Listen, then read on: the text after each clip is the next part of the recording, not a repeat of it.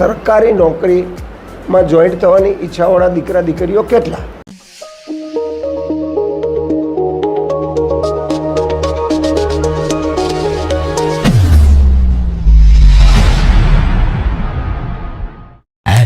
અઠ્યાવીસ જિલ્લામાંથી 5 મોટા જિલ્લાઓ છે, એ પૈકીનો એક જિલ્લો છે. લગભગ 1351 ગામ હતા, 13 તાલુકા હતા અને 500-600 મુવાડા આપણે જે કહીએ પરા હતા.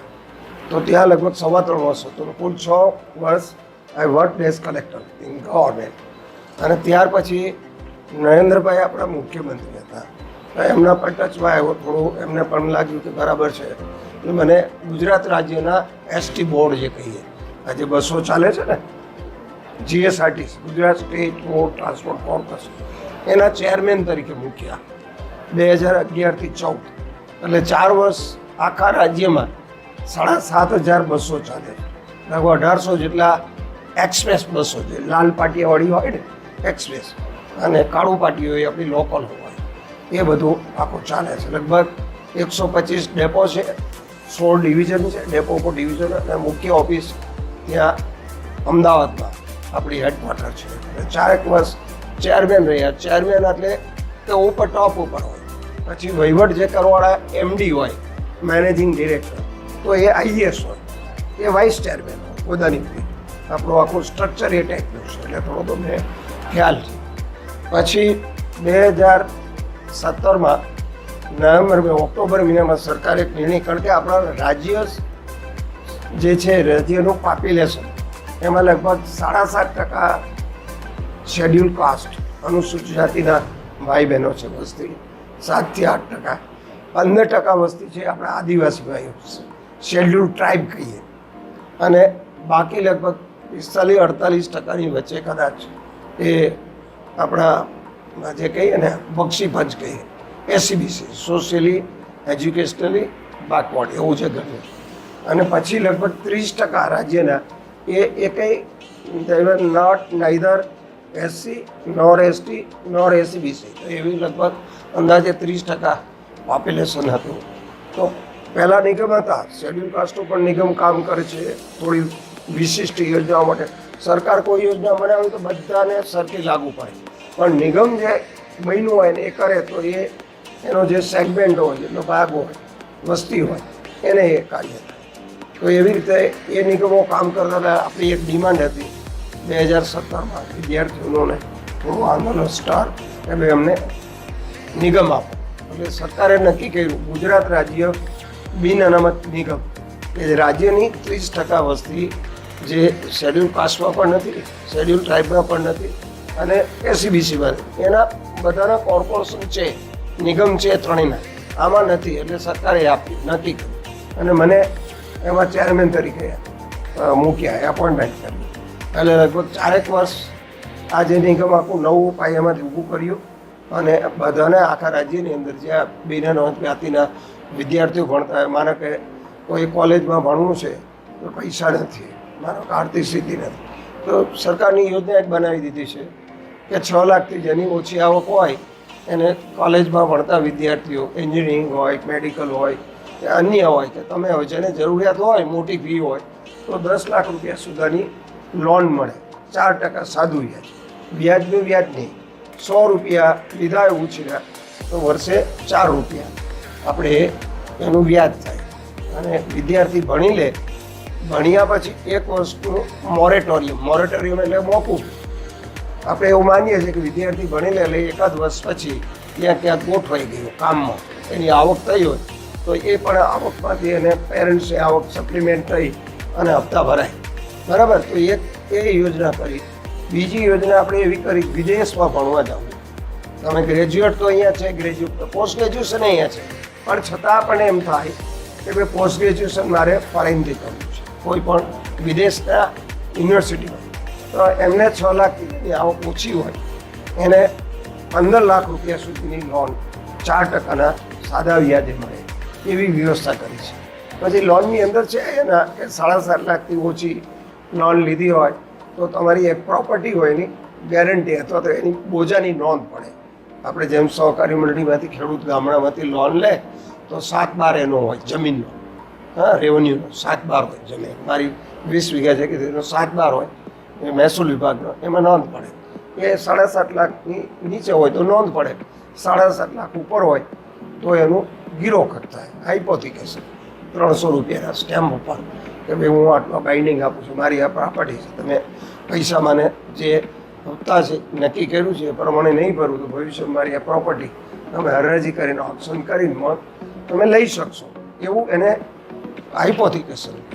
એટલે આવું છે. બીજી પણ સાયન્સની અંદર વિદ્યાર્થી ભણતા હોય તો એના માટે 15,000 રૂપિયા કોચિંગ માટે છે. પછી નીટ અને જી જે કરવાનું હોય, હા, કારણ કે સાયન્સમાં વિદ્યાર્થીને મેડિકલ પેરામેડિકલ જવું હોય તો નીટ કરવું પડે, એટલે એ કોસ્ટલી છે, મોંઘું છે. એમાં 20,000 રૂપિયા 12માં આપીએ છીએ. 11-12 2 વર્ષ તૈયારી કરતો હોય તો એ 5-7 યોજનાઓ પણ આપણે કરેલી છે, તમને ધ્યાનમાં. હા, તો આજે તો ખાસ મુદ્દો એટલે મેં આઈ હેવ વર્ક વેરી એક્સટેન્સિવલી બધા ક્ષેત્રોની અંદર. જે કહીએ ને સૌરાષ્ટ્ર આપણો છે એના બધા જે ડેમો બંધાયા તો એ ડેમમાં જમીન જાય, ડૂબી જાય તો જમીન લેવી પડે, એક્વિઝિશન કરવી પડે, આપણે સરકાર હસ્તક લેવી પડે. તો એમાંય 4 વર્ષ આખા સૌરાષ્ટ્રના કર્યું છે. આપણે 55 પ્રોજેક્ટો ચાલતા હતા એ 97 થી 2001ની વચ્ચે. એટલે ઘણું બધું જિલ્લાની અંદર છે, તાલુકાની અંદર છે, એ બધા રેવન્યુનું હોય ખાતે કામ. I have got wide experience. પણ તમને આજે મારે જે કહેવાનું છે, ઘણી બધી દીકરીઓ તો અહીંયા હતી છે ગયા સેશનમાં, કારણ કે ગયા વખતે હું આવ્યો ત્યારે મને એમ વિચાર આવ્યો, લાસ્ટ યર હું આવ્યો હતો પણ પછી બીજું આગળ નહોતું બહુ કરી શક્યા. તમારા ઉપર છોડ્યું તો તમારા ઉપર છોડ્યું હોય તો એમાં કાંઈ, કારણ કે તમારી એક મર્યાદા હોય સ્ટુડન્ટ તરીકે.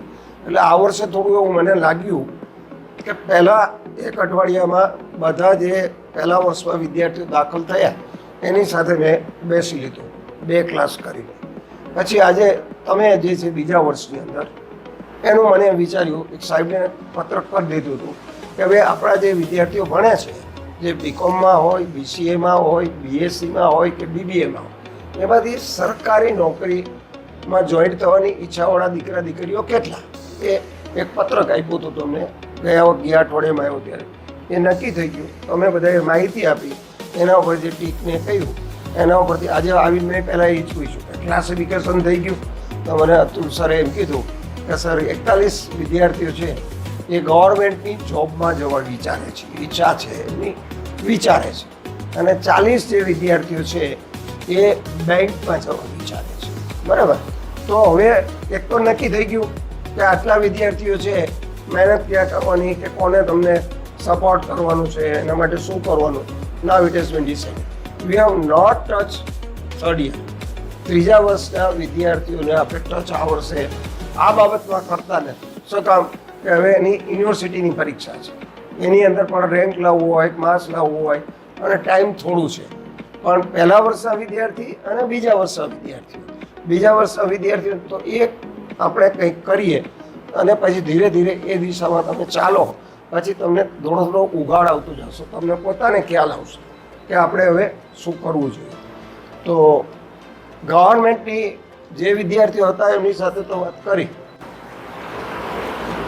તો ગવર્મેન્ટની અંદર પાછું રિપીટ કરી દઈએ, જે બેઠા હતા એને ખ્યાલ છે 4 વર્ગ પાડ્યા છે સરકારે. કે વર્ગ 4 એટલે વર્ગ 4ની અંદર આપણે પીયુન આવે, પટાવાળા આવે, ડ્રાઈવર આવે, રોલ ચલાવતા હતા આવે, માળી આવે, હા, કોઈ સફાઈ કામદાર આવે, એ બધા આવે. પછી આપણું નકામું કામનું. પછી આવે વર્ગ 3. એ વર્ગ 3 આપણે અત્યારે કામની શરૂઆત થાય. વર્ગ 3ની અંદર માનો કે તમે કોઈ પણ ઓફિસમાં જાઓ તો ક્લાર્ક બેઠા હોય, ઉપર સાહેબ હોય, પછી એની નીચે 3જી કે 4જી રિંગમાં તમને જવાનું કહીએ, એની પાસે ફાઇલ પડી હોય તો એ ક્લાર્કથી શરૂઆત થાય. અને જો ત્યાં હોય તો ડેપ્યુટી સેક્ટર. ગાંધીનગર જે સરકાર કહીએ, સરકાર ગાંધીનગર સચિવાલયમાંથી ચાલે. એ ક્યારેક લઈ જશો તમે સચિવાલય જોશો, ખ્યાલ આવે કે આટલી સરકાર કે અહીંયાથી બધા ઓર્ડરો થાય, જીઆર થાય. તો એમાં ડેપ્યુટી સેક્શન ઓફિસરથી સ્ટાર્ટ થાય. આપણી સરકારી ઓફિસોમાં અહીંયા જિલ્લા અને તાલુકામાં એ ક્લાર્કથી શરૂ થાય. એટલે ક્લાર્ક પછી ઉપર જે આવે ક્લાર્ક એ વર્ગ 3ની જગ્યા છે. 3 વર્ગની અંદર 2 ભાગ પાડી દીધા છે. એક ક્લાર્ક વર્ગ 3 લોઅર અને વર્ગ 3 અપર. માનો કે અત્યારે મામલતદાર ઓફિસમાં જઈએ, બરાબર, તો ત્યાં નીચે ક્લાર્ક હોય અને ઉપર જે હોય અપર, તો નાયબ મામલતદાર હોય. મામલતદારથી તરત જ નીચે એ અપરમાં આવે, ક્લાર્કની નીચે આવે. ક્લાર્કથી પછી 10-12 વર્ષ કામ કરેલી એક વચ્ચે જગ્યા રાખી સિનિયર ક્લાર્ક. માનો કે 5 ક્લાર્ક કામ કરતા હોય તો એના ઉપર જ્યારે ધ્યાન રાખવા માટે સિનિયર ક્લાર્ક થોડું વધારે જવાબદારીવાળું કામ આપ્યું તો એ વર્ગ 3ની અંદર જ એની સીધી ભરતી નથી થતી, પ્રમોશન એ બઢતી આપીને કરે, બરાબર.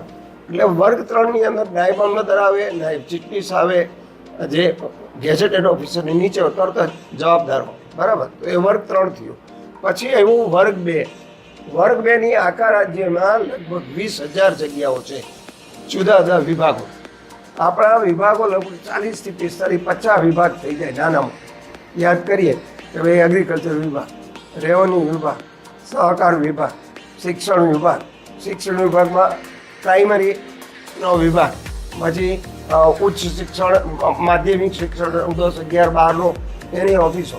પછી એના ઉપર પાછા જે કે કોલેજ એજ્યુકેશન. હા, માનો કે આખા રાજ્યનું કોલેજ એજ્યુકેશન, આપણી આ બધી કોલેજો હોય જેટલી આખા રાજ્યની, એના એ બધાનું મંજૂરી ઓર કોઓર્ડિનેશન એક કમિશનર હોય. કમિશનર, એ કમિશનર આઈએએસ ઓફિસર હોય, જે હું વાત થોડી કરું, બહુ સિનિયર આઈએએસ ઓફિસર હોય, એટલે એની નીચે બધું આખું માળખું હોય. એટલે કમિશનરો પાછા જુદા જુદા હોય. અને કમિશનરો જે છે એ ગવર્મેન્ટ, એની અંદર સેક્રેટરી, નાયબ સેક્રેટરી, એમ મદદનીશ સેક્રેટરી જે કહીએ ને, સેક્શન ઓફિસર, પછી joint secretary, secretary, deputy secretary, પછી એના ઉપર અધિક સચિવ, હા, અને એવી રીતે જુદા જુદા સિનિયોરિટી પ્રમાણે ભાગ પાડ્યા. પણ ડેપ્યુટી સેક્રેટરી જે પોસ્ટ ઉપર હોય એ ઇક્વેલન્ટ ટુ આઈએએસ થાય, સમજી ગયા. પછી ત્યાંથી ભરતી થયું હોય ડેપ્યુટી સેક્શન ઓફિસર, એમાં કામ 10 વર્ષ કરે, 8-10 વર્ષ સેક્શન ઓફિસરમાં કરે, પછી 8-10 વર્ષે એને ડેપ્યુટી સેક્રેટરી થઈ ગયો. That is equivalent to IAS સમકક્ષ. કોઈ આઈએએસ ફિલ્ડમાંથી પૂરું થયું તો ડેપ્યુટી સેક્રેટરી મૂકી શકે, જોઈન્ટ સેક્રેટરી મૂકી શકે. એ આવી આખી બધી વ્યવસ્થાઓ છે. એટલે તમને એટલો ખ્યાલ આવી ગયો કે there are 20,000 post in the government. અંદાજે કહું છું 18,000 થી 20,000. તો એમાં જે જગ્યાઓ ખાલી પડતી હોય એમાં તમારે પરીક્ષાઓ આપવાની થાય. એમાં મુખ્યત્વે પરીક્ષાઓ જે છે કે રેવન્યુ વિભાગ, ક્લાસ 2, ક્લાસ 1. અને ક્લાસ 2, ક્લાસ 1 જે છે એ રેવન્યુ વિભાગની આવે, પંચાયત વિભાગની અંદર અધિકારીઓ કામ કરતા હોય એ આવે, પોલીસ અધિકારીઓ જે કામ કરતા હોય એ ક્લાસ 1માં સીધા ડીવાયએસપીની જગ્યાઓ આવે.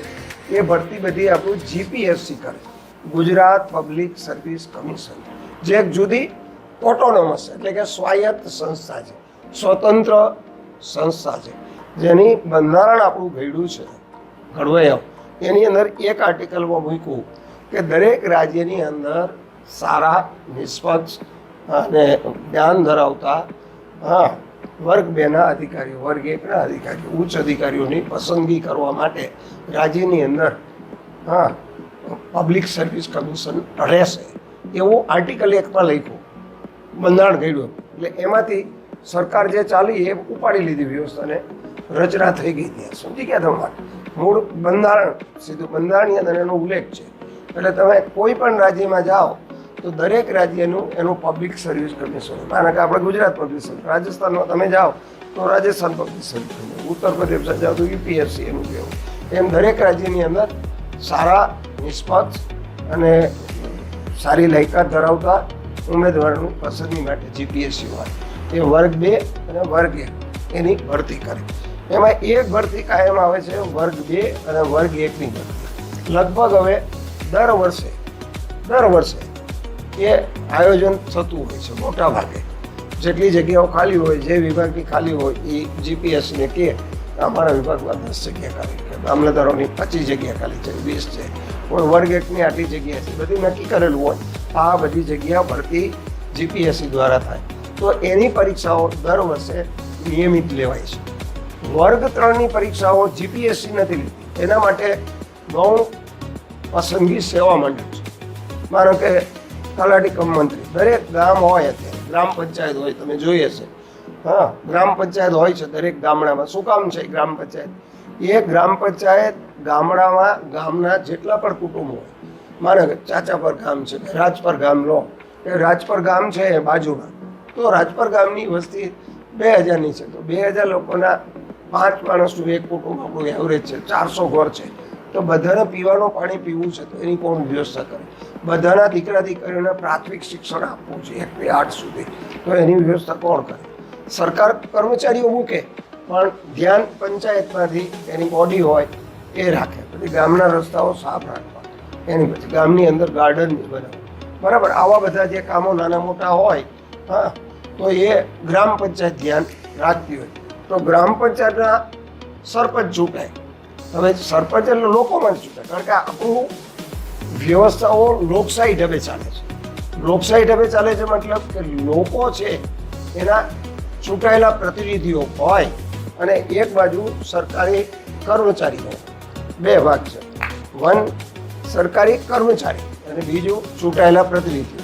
ચૂંટાયેલા પ્રતિનિધિઓને કર્મચારીઓને આપણે અધિકારીઓ કહીએ અને પહેલા પદાધિકારીઓ. સમજ્યા?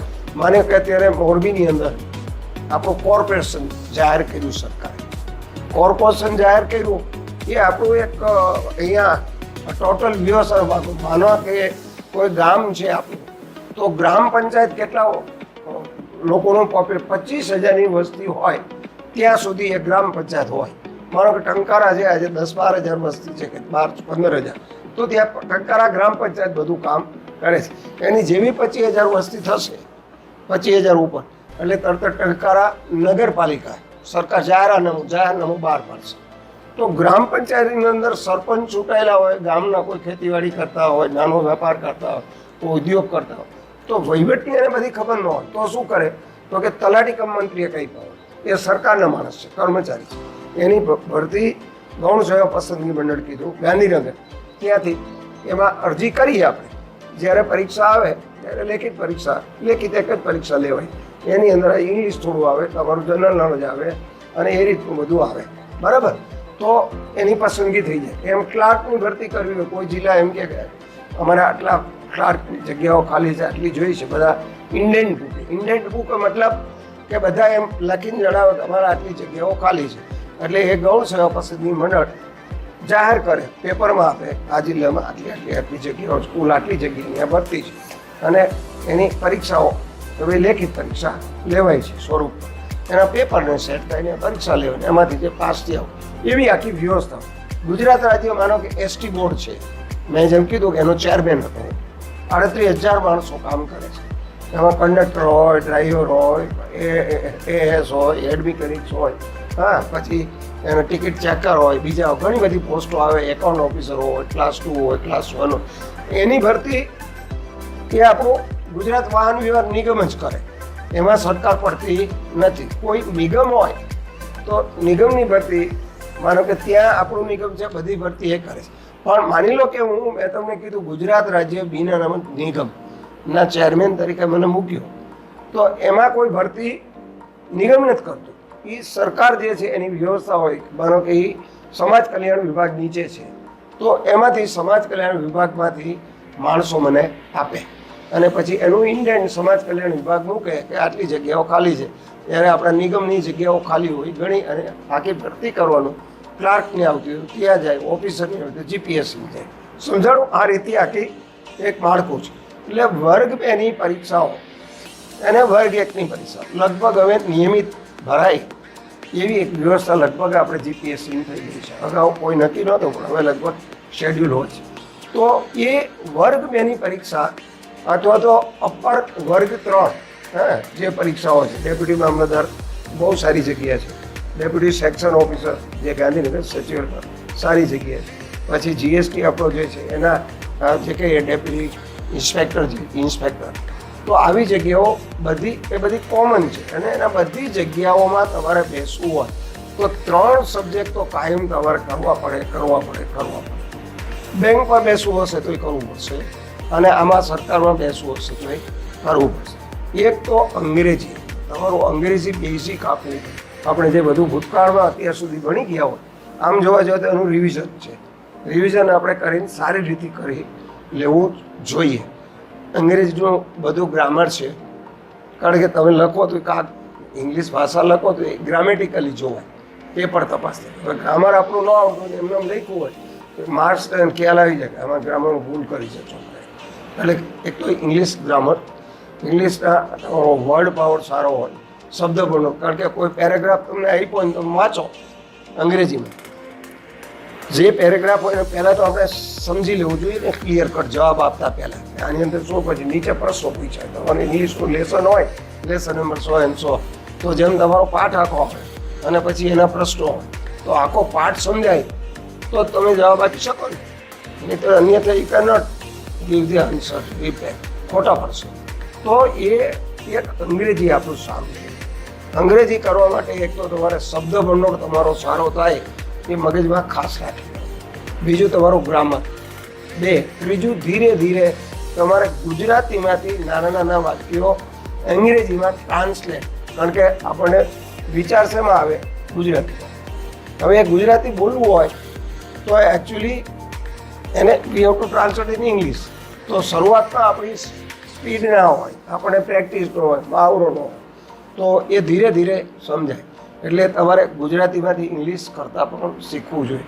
ઇંગ્લિશના ન્યૂઝ કોઈ ચેનલમાં આવતા હોય તો સમજાય, ન સમજાય તો એ સાંભળવાનું થોડું આપણે રાખવાનું. પહેલાં હિન્દીમાં આવતા હોય કે ગુજરાતીમાં આવે, પછી ટ્રાન્સલેટ થતું હોય. હા, આપણી ડીડી ગુજરાતની જે આપણી ચેનલો છે એમાં પહેલાં ગુજરાતીમાં આવે, પછી ઇંગ્લિશમાં આવે, પછી હિન્દીમાં આવે, પછી અંગ્રેજી. તો એ થોડું ક્યારેક સાંભળવાનું આપણે રાખવું જોઈએ. કારણ કે લેંગ્વેજ ભણવાનું છે એટલે લખતા અને બોલતા.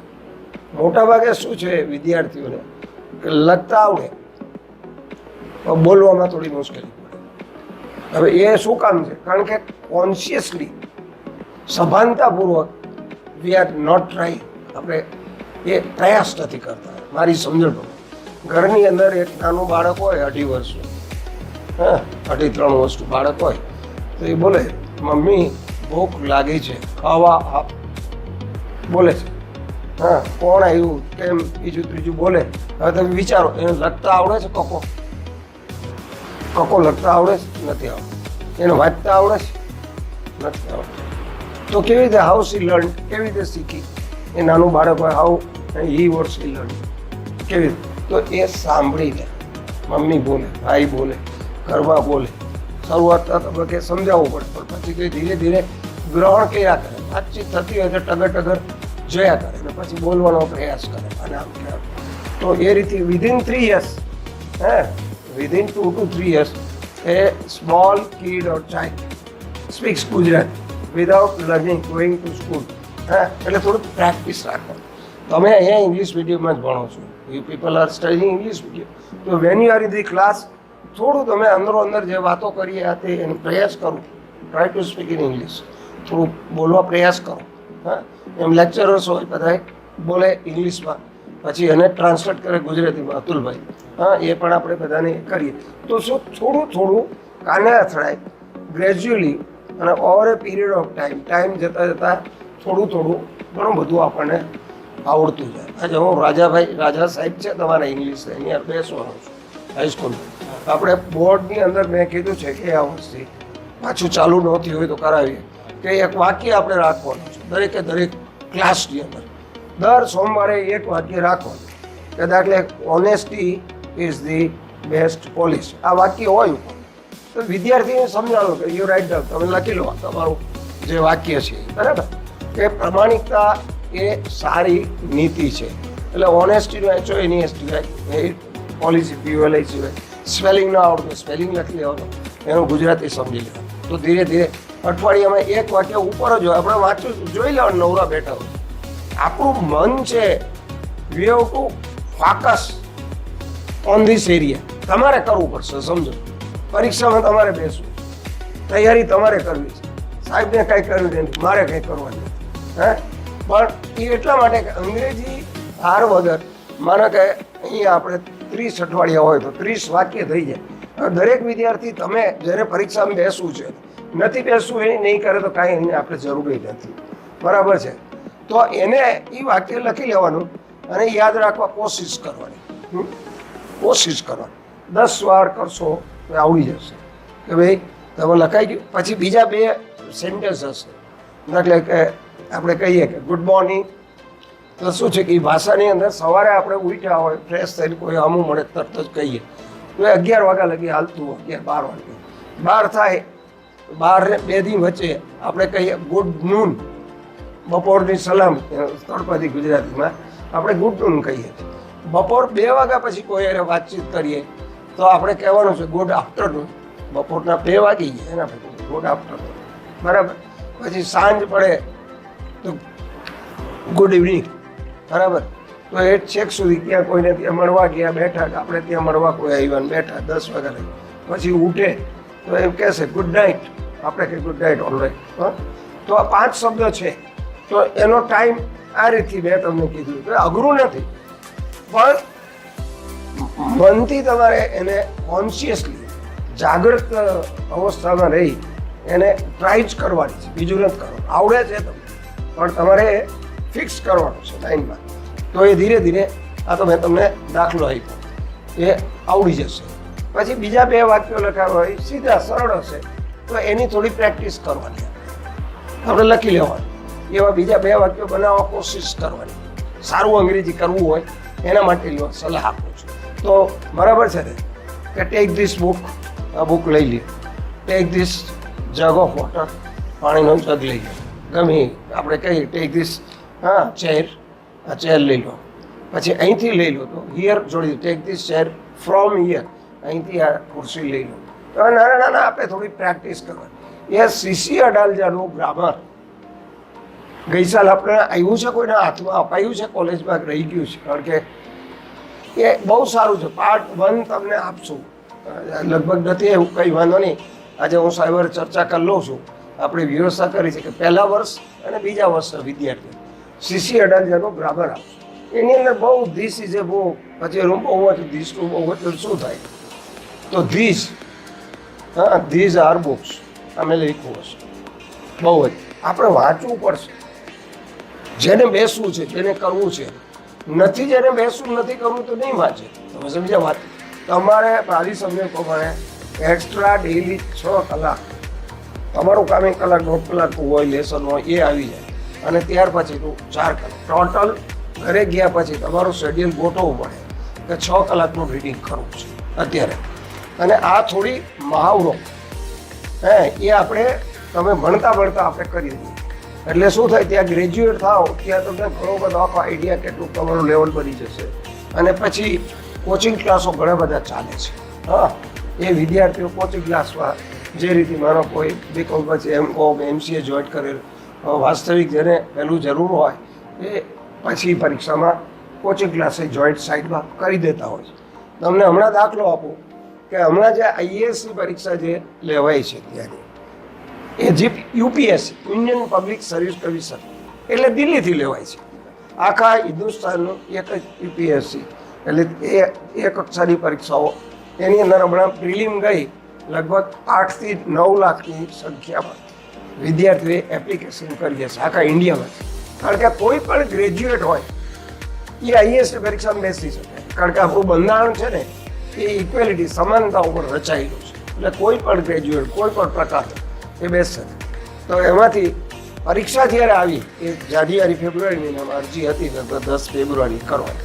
પરીક્ષા જ્યારે 2 મહિનામાં આવી ત્યારે માત્ર 50% વિદ્યાર્થીઓ બેઠા. 50% વિદ્યાર્થીઓએ ફી ભરી બીજું ત્રીજું હાથે કર્યું, એ બધું પૂરું કર્યું. કદાચ એમ નહીં આવડતું બીજામાં ભરાયું હશે, પણ પરીક્ષામાં માત્ર 50% વિદ્યાર્થીઓ. એ 50% 4-4.5 લાખ વિદ્યાર્થીઓ બેઠા. એમાંથી 20,000ને મેઇન પરીક્ષા માટે ક્વોલિફાય. કારણ કે 3 સ્ટેજ છે. પહેલું પ્રિલિમ પરીક્ષા, બીજી મેઇન પરીક્ષા અને ત્રીજું વાઇવા. એમ તમારી ગુજરાત GPSC એટલે GPSC એટલે આપણું ગુજરાત, બરાબર, ગુજરાત પબ્લિક સર્વિસ કમિશન એ ક્લાસ 2 અને ક્લાસ 1ની પરીક્ષાઓ લે છે. તો એ પણ પહેલાં આપણે પ્રિલિમ આવશે, પછી મેઇન આવશે અને પછી વાઇવા આવશે. એની પણ મોડેલિટી, એની કાર્ય પદ્ધતિ એ પણ 3 છે. તમે સમજી ગયા? પણ ફરક એ છે, તમને સમજાવું કે તો તમને એમ થાય કે કેમ સાહેબ IASની અંદર બેસવા માટે પણ ગ્રેજ્યુએટ બેસી શકે, ક્લાસ 2ની અંદર ક્લાસ 1ની અંદર ગુજરાત સરકારમાં પણ એ બેસી શકે. એ આપણું બંધારણ એને ઇક્વેલિટી છે, સમાનતા આપે છે. કોઈને એમ નહીં કહેતો નહીં. પછી એની પરીક્ષામાં બેસે અને એનું વીર બતાવે અને નોલેજ બતાવે, પસંદ થવાની એટલે એ પ્રમાણે પછી લેવલ રાખવાનું. ક્લાર્કમાં બેસવું હોય, મેં તમને કીધું ને ક્લાસ 4 આપણે નથી, ક્લાસ 3 લોઅર અને ક્લાસ 3 અપર. ના એમાં તમારે બેસવું હોય તો લાયકાત તો તમારી જે કંઈ ગ્રેજ્યુએશન છે મિનિમમ. આઈએએસમાં બેસવું હોય તો મિનિમમ, કારણ કે સરકાર ઇક્વેલિટીની વાત આવી ને, એટલે ત્યાં તમારી તૈયારીઓ, તમારું જ્ઞાન, હા, up to what extent you have learn, એમાં બધા વિષયોનું કાર્ડ આવે. ઇન્ડિયન હિસ્ટ્રી હોય, જ્યોગ્રાફી હોય, ઇકોનોમિક્સ હોય, પ્રેવલન્ટ અત્યારના જે નવા ઇસ્યુ આવતા હોય એ બધું આવવાનું. બધા વિષયોનું થોડું જ્ઞાન આવશે. અહીંયા there is a difference of level. અહીંયા જીપીએસસી છે એનું લેવલ અને યુપીએસસીનું લેવલ અહીંયા છે. That is little bit higher, એ ઊંચું છે. બરાબર, આ ફરક છે. તો એના માટે આપણે એવું વિચારીએ છીએ કે કોચિંગ ક્લાસ અહીંયા ચાલુ કરીએ શનિવારે અને રવિવારે. હા, શનિવારે અને રવિવારે એમાં 3 વસ્તુ કમ્પલસરી આવશે. તમે ઇંગ્લિશ, બીજું જે આવશે એ તમારું જનરલ નોલેજ, અને ત્રીજું આવશે મેથેમેટિકલ રિઝનિંગ. આ 3 આવશે. એની અંદર બેંકમાં પણ જેને બેસવું હશે, બેંકવાળા વિદ્યાર્થીઓ, બેંક, એને કોઈ જુદા પાડવાની જરૂર નથી. એને એકાદો વિષય કદાચ આ લોકો જે આપણા ઇન્સ્ટ્રક્ટર હોય એની હું ચર્ચા કરી લઈશ, કોઈ એક વિષય હતો ફેરફાર. બાકી અંગ્રેજી અને જનરલ નોલેજ તો રિઝનિંગ પણ છે, એને લોકોની રિઝનિંગ છે. એટલે અત્યારે લગભગ બધા માટે સરખું છે. અત્યારે આપણે 250 કલાક, અઠવાડિયામાં 9 કલાક કે 8 કલાક તમારી જેટલી તૈયારી હોય. 4 કલાક શનિવારે બપોર પછી તમારે 12:30 પૂરું થાય, 1:30 વાગે ચાલુ કરીએ. હા, 1:30 થી 5 કે 5:30 જે હોય, વોટ એવર ઇટ ઇઝ. એક સ્લોટ રાખીએ કે 3 કલાક રાખીએ તો 5 કલાક પછી બીજે જ રાખીએ. 8 કલાક રાખીએ તો 4 અઠવાડિયા હોય, 8 ચોક 32 કલાકનું કામ થયું મહિના. 8 મહિના હાલે એટલે 256 કલાકનું કામ થાય. બરાબર, રફલી. તો એ તમારે એક્સ્ટ્રા ભણવાનું છે, સમજો. એટલે જેથી કરીને તમને ધીરે ધીરે ખ્યાલ આવશે. બેટા તારું શું નામ કીધું? અભિષેકે પૂછ્યું કે સાહેબ વાંચવું શું? His question is very well address. બહુ સારી રીતે એમને વાત કરી. વાંચવું શું? કારણ કે મેં એમ કીધું કે વાંચવા માટે આ તો કરો. માનો કે અત્યારે ઇન્ડિયા છે. What is India? ભારત સરકાર અને ભારતની અંદર શું શું છે ઇન્ડિયામાં, એ તમારે એ જનરલ નોલેજનો વિષય થયો તો એને વાંચવી જોઈએ. તો દર વર્ષે ભારત સરકાર ઇન્ડિયા 2024, ઇન્ડિયા 2025 એ માહિતી વિભાગ આપણો દિલ્હીથી બહાર પાડે છે. એટલે મને કોઈ પૂછે તો એને કહું કે આ બુક લઈ લે તારી પાસે. એમાં થોડું ખાલી એના હેડિંગ શું છે, કેમ છે, તો બધું આપણે વાંચવાનું થોડું. એટલે એની અંદરથી થોડું જેટલું સમજાય એટલું. પણ એ બુક હોય તો આપણને ખ્યાલ આવે. એની અંદર આપણી મિલિટરીની જે વ્યવસ્થા હોય એ હોય, આપણા બંધારણની વ્યવસ્થા એની વાત હોય, એગ્રીકલ્ચર આપણું શું છે, કેટલો પાક છે, કેમ છે, દુનિયામાં કઈ જગ્યાએ કેટલું, કયા પાકમાં શું, આ બધી વાતો હોય. પછી બિઝનેસની વાતો હોય, સરકારના બધા સેન્ટ્રલ ગવર્મેન્ટના joint sector, private sector, joint sector. હા, અને તો પ્રાઇવેટ સેક્ટર શું છે, જોઈન્ટ સેક્ટર શું છે? તો જોઈન્ટ સેક્ટરની અંદર સરકારની ભાગીદારી અને પ્રજાની ભાગીદારી હોય. That is called joint sector.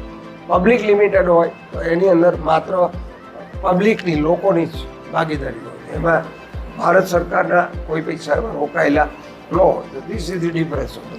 તો એ બધું તમને આખું સમજાવશે, એની અંદર હશે. બરાબર છે? તો આપણે કોચિંગ ક્લાસ જે છે એ આપણે સ્ટાર્ટ કરીએ. આ એનો મારી સમજો, કારણ કે ગુરુ વિના જ્ઞાન ન મળે. આપણે એને એટેન્ડ કરશો એટલે ધીરે ધીરે તમને ઉઘાડ આવતો જશે. પુસ્તકો છે, શું કરવું, કેવી રીતે લે, ધીરે કારણ પ્રોસેસ ધીમી છે. એટલે બોરણિયા ક્લાસીસ ચાલે ત્યાં રાહુલભાઈ સંતોકી છે.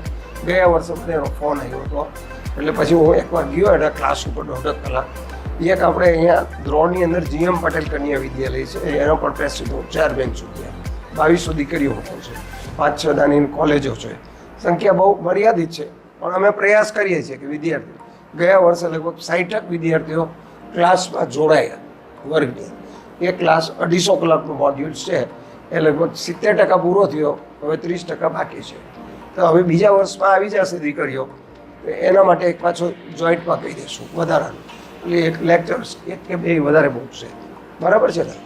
તો એવી રીતે આપણે કરીએ અને એ તમને ગવર્મેન્ટ જોબમાં ઉપયોગી છે અને બેંકનું છે. અત્યારે કોઈ એને જુદું પાડવાની આપણે જરૂર નથી. પુસ્તક તમારે જોતું હોય તો બેંક માટેનો આવડું આવશે કે તો લેવું હોય 500 800 રૂપિયાનું, પણ એ બધું મોટું હશે તો ઈ કેન નોટ. પહેલાં ધીરે ધીરે નાનાથી શરૂઆત કરી, નાનાથી ધીરે ધીરે મોટા તરફ આપણે જઈએ, બરાબર છે? હવે કંઈ ક્વેશ્ચન હોય તો કયો, 2-5 મિનિટ આવતો આવ્યો છે. પણ આપણે કોચિંગ ક્લાસ ચાલુ કરવા છે, બરાબર છે ને? હા કે ના? મહેનત કરવાની તૈયારી છે ને? મહેનતથી પાછા નહીં પડતા. 6 કલાક વાંચીને વંચાઈ જશે. માત્ર તમારા મનથી જ નક્કી કરવાનું છે. All right. હા, મને એક અગાઉ એક પ્રશ્ન ગયા વર્ષે ફોરમમાંથી આવ્યો કે સાહેબ અમે જીપીએસસીની આ તૈયારી કરીએ અને પસંદ ન થાય તો અમારી મહેનત તો વહી જાય ને. એટલે મેં એમ કીધું ના, તમારી મહેનત કોઈ બી એડે કોઈની ન જાય. એકવાર તમે મહેનત કરીને વાંચેલું છે, સમજેલા છે, દેટ ઇઝ નોલેજ. અને ગમે ત્યારે તમે ક્યાંય જશો તો you will sign out in comparison to જેને કાંઈ ખબર નથી, તમને ખબર છે એ બેઠવું હોય તો તરત જ તમે સાઇન આઉટ થશો. એટલે નોલેજ આપણને ગેઇન થશે, તમારો આત્મવિશ્વાસ